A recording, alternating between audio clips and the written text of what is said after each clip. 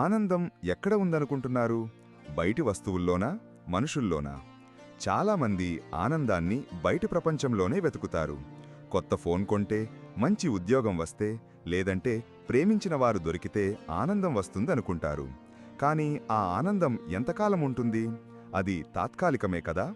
శ్రీకృష్ణుడు భగవద్గీతలో ఆనందం యొక్క నిజమైన మూలాన్ని స్పష్టంగా వివరించాడు.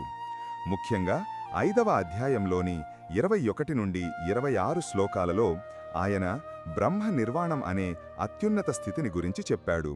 బ్రహ్మ నిర్వాణమంటే బయటి ప్రపంచంలో ఏది జరిగినా మనసు చలించకుండా ఉండటం.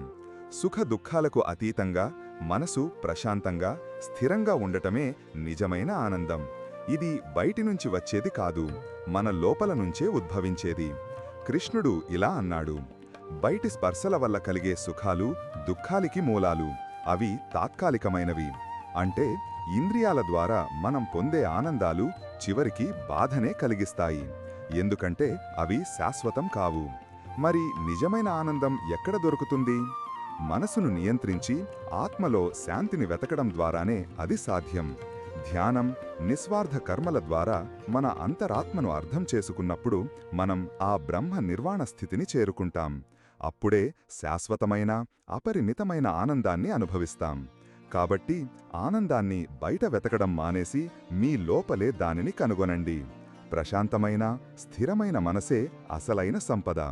మరిన్ని విషయాల కోసం ద హిందూ పాత్ని ఫాలో చేయండి.